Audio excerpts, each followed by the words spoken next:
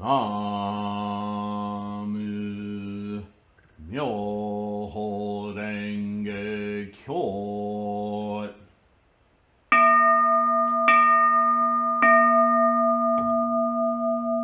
나무 묘호랭개교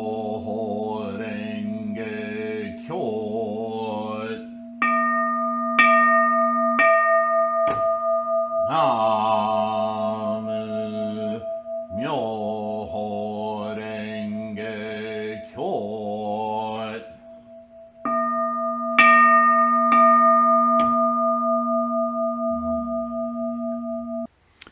Okay, hello everyone. How are you? I hope this video finds you, this podcast finds you healthy and secure.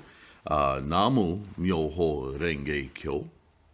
I've been getting a lot of congratulatory emails and notes from you guys about the new situation, the new Kwun videos, and now that I have HVAC in this building, we can start to do and work from this location, this magnificent altar and space dedicated to the propagation of Lotus Sutra Buddhism, Shakyamuni's Buddhism, through the scholarship of many bodhisattvas, most recent of which is Nichiren. And so I call this school the Quantum Life Buddhism School because of our knowledge in this latter day and this point of our lives of science as a daily part of life.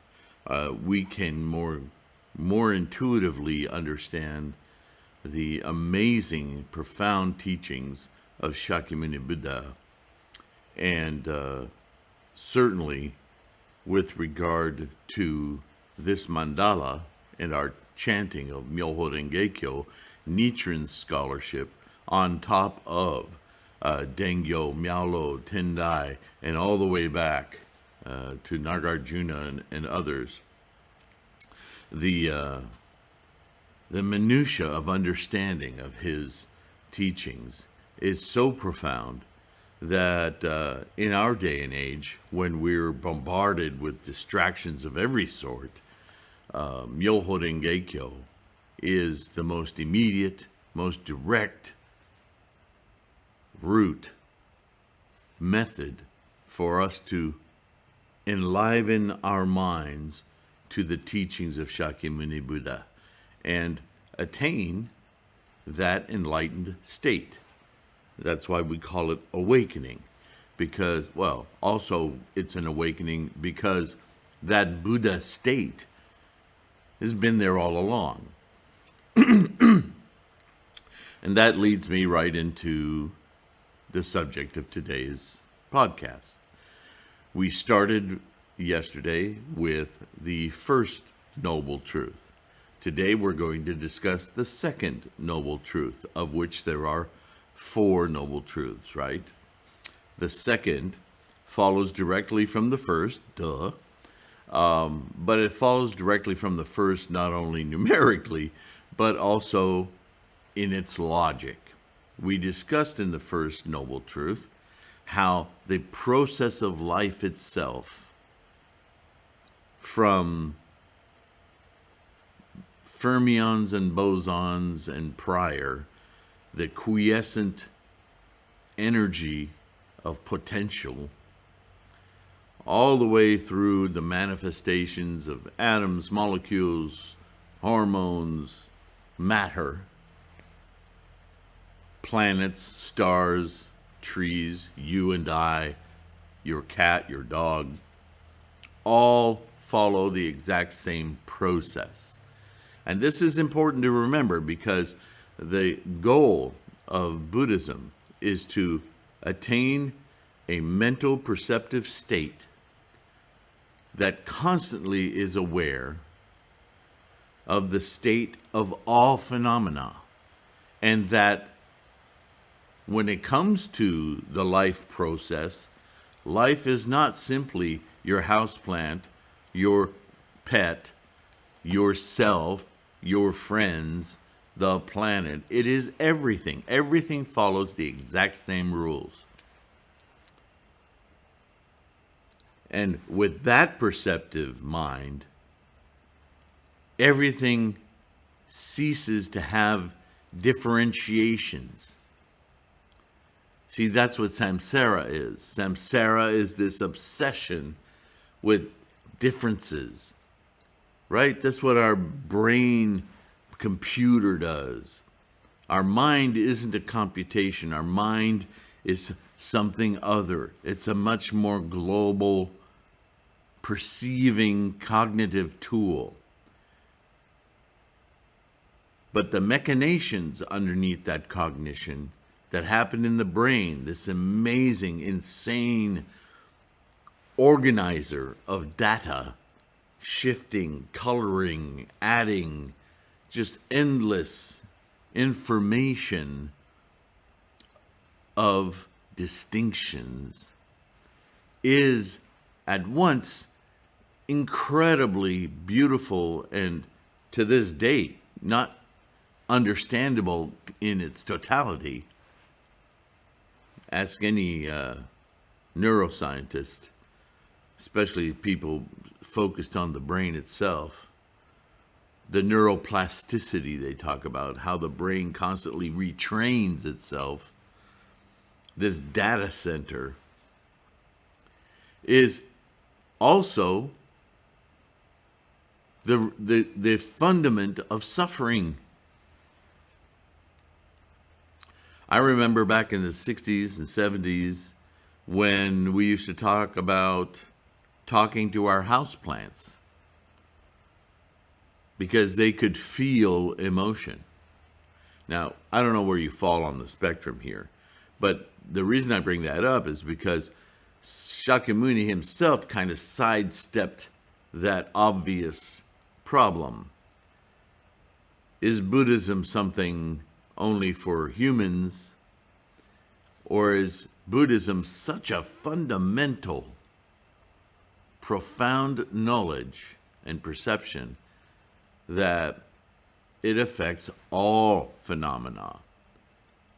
And so he provided for that by saying sentient and non-sentient beings. So anything that is being, that continues to exist, follows these rules of perception. Wherever you want to put the divine line really is irrelevant. Okay? This is just the way all phenomena function. That's what we're awakening. An understanding, profound as that is, of how all phenomena work, exist. And the first observation is that all life, all extant phenomena are suffering. How do you equate all phenomena with an experiential emotion? That implies consciousness, right? But we have to understand suffering more deeply. So the second noble truth says, in essence, all suffering is craving. So what Shakyamuni is identifying there is that the source of suffering is built into the mechanism of phenomena. As I tried to encapsulate in the first noble truth, the combinatory actions of wave functions, particles, if you will, atoms, molecules, so on and so forth.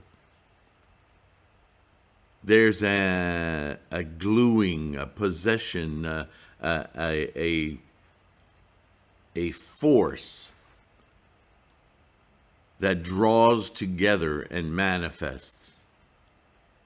And it starts at levels we can only theorize about because we can't observe them with our naked eye. We have huge microscopes like the Large Hadron Collider that are able to move tiny photons of light around and collide them so that we can read their product of collision.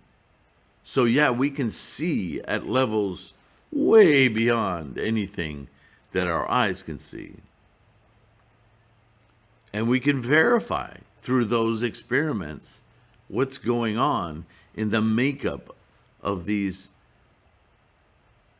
particles, protons, energies, the amount of energy that's required to change states of things like a proton. But what we observe is the strength of the bonds that those protons, atoms, molecules, originally, what brought them together, what made them something else. Matter, right? Including you and I, because we're all made of the same process. So what Shakyamuni is talking about is this intense pull and glue and persistence that does everything from create space-time to you and I's experience of space-time. And what he's saying is that since every phenomena is a collecting energy, agglomerating, amalgamating, to form, to manifest various phenomena, is itself a form of craving. Why does he call it craving? It's the persistence that he's identifying. You know, it's not that I have, this pencil. I have this pencil. I have it, right? I'm holding it. I can see it. I can smell it. If I want to, I can taste it. I can use it, right? I have all these functions and attributes I can assign to it, and the printing and the manufacture and the eraser and the little chrome thing. And see what I'm doing? I'm dissecting this thing, and I'm categorizing every little thing about it, the little dimples in the wood and the lead, and my brain is just going, oh yeah, put that here, put that there, put that there. Remember this, remember that. And in that act, I am making this permanent. Not only am I making it permanent, I'm forcing it to be permanent. But I'm owning it. I'm possessing it. I'm putting it in my brain. I will never forget this pencil. Even if I sharpen it away, I'm going to use it till I get to the eraser and the nub because I own this pencil. That's craving.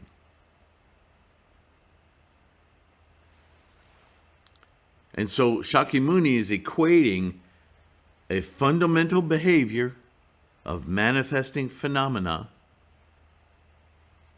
with our perceptive mind. Where that mind begins and ends is not the issue. The issue is this act. Because this is not permanent. No matter how much I want it to be permanent, one day it will be dust, it will be nothing, it will be particles of whatever came together to make it. It's not a tree anymore. It's not even the chemical components of graphite that are man-made in here. Or the eraser for them, or any part of it, the ink. It's temporary, it's ephemeral. But every time I look for it, if I know where I put it, I can find it. Yeah, it's permanent. I can pick it up anytime I want. Not in the grand scheme of things, it isn't permanent. Everything. Nothing persists. Everything is ephemeral. Everything is constantly in a state of change. It's changing right now, depending on the air, atmosphere, temperature, so on and so forth. Right? We know this. This isn't magic. But it's my craving, my insatiable recording of my desire, my instantiation, my knowing of it that creates this odd kind of a commitment to permanence, which is an illusion. And so because it's an illusion, if I lose this pencil, and I don't know where it is, I suffer. I suffer at the thought that I won't forever. I suffer every time I sharpen it. It goes away a little. There's a myriad variations on the theme suffering, right?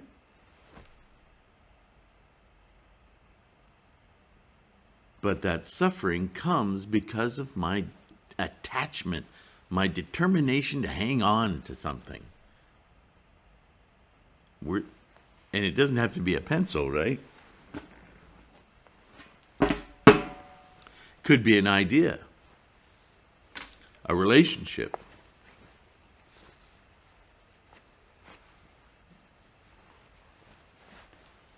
All of our actions to hang on to stuff is craving. Well, if it's the very nature of how phenomena come into existence, what we're calling life,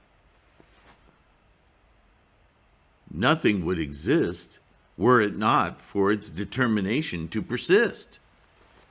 Being.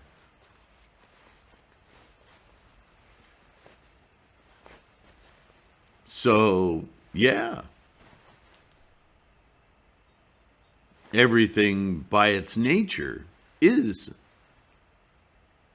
craving, which results in suffering. So all life is suffering. All suffering comes from craving.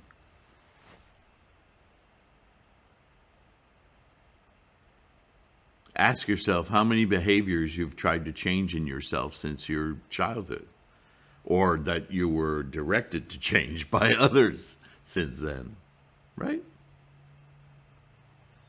It's hard. Why is it hard? Why is it hard to change a habit? Because we're attached to it.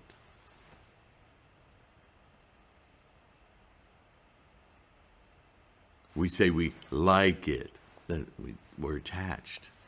We derive some sort of pleasure knowing it continues to be. All suffering derives from craving, the second noble truth. So how in the heck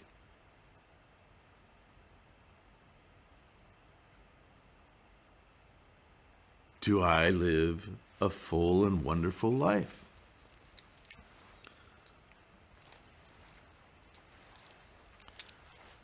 That's going to be the third noble truth. Baby steps. We're going to get there. But today is about the second noble truth. Everything, every foible, every worry, every kind of suffering, including physical pain, is preceded by craving. And craving doesn't need to be singular, right? Craving can have many, many rainbows of distinctions because, gosh, we're good at distinctions. It's what we do. That is a definition of samsara, the distinguishing mind. That's how we identify. We distinguish, we categorize, we identify. It's what we do. That is this condition that we are being in. Our being is a constant remagnification, reinstantiation, attachment of all of the information that we've categorized. We are attached beings. Attached to what?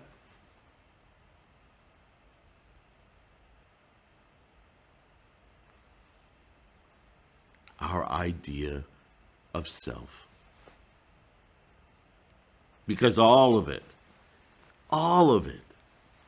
the universe, the pencil, everything is a reflection of our own idea. We're so self-centered. I mean, listen to those words, self-centered. This entire universe is mine. It's me. We don't even realize we're doing that. But everything that we identify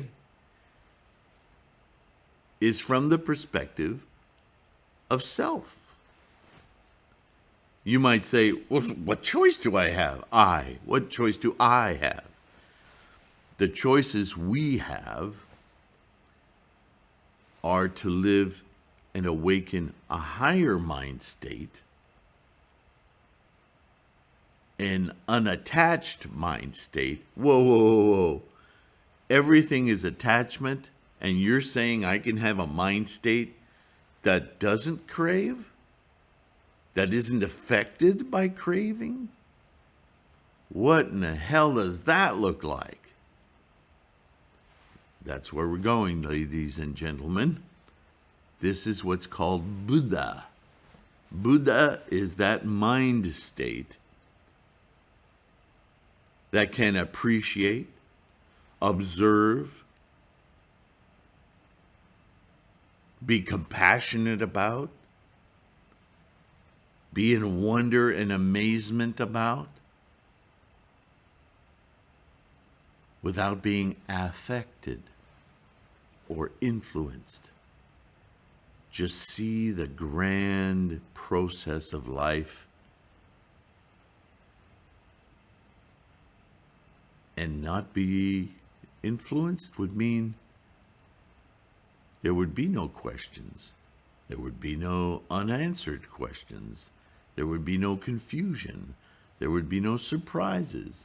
It would just be magnificent. Wow. To be unaffected. It's hard. It's impossible to imagine what that would be like.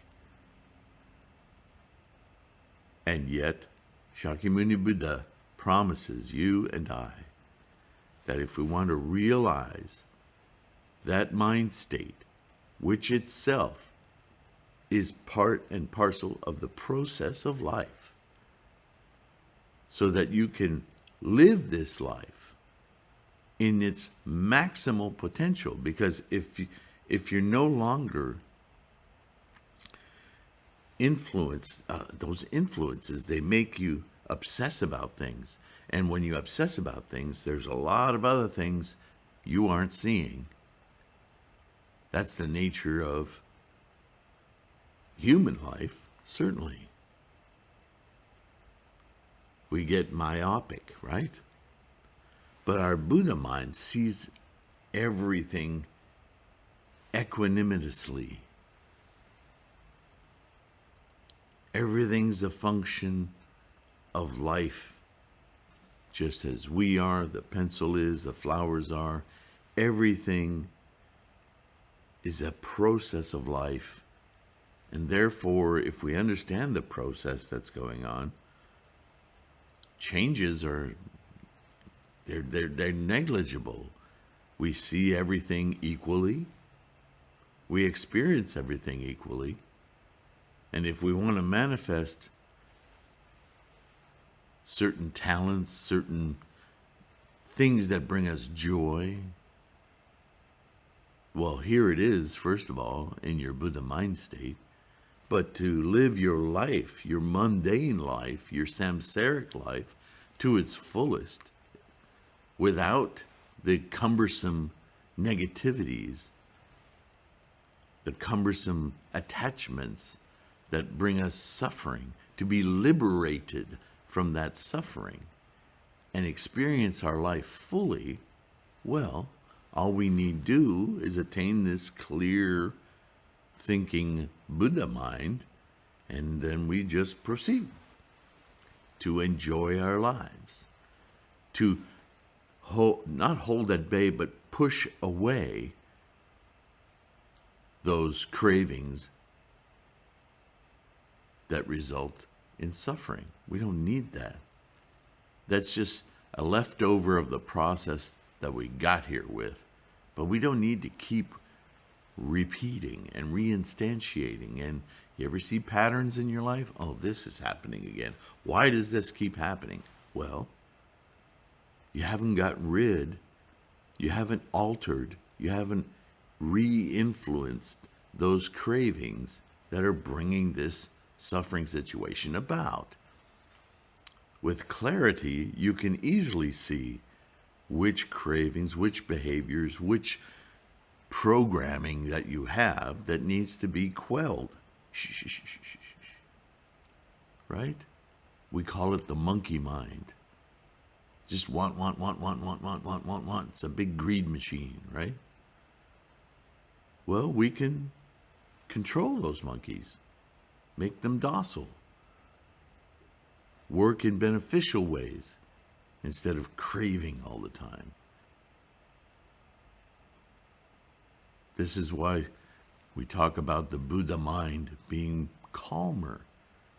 There's no emergencies. There's just retraining the mind.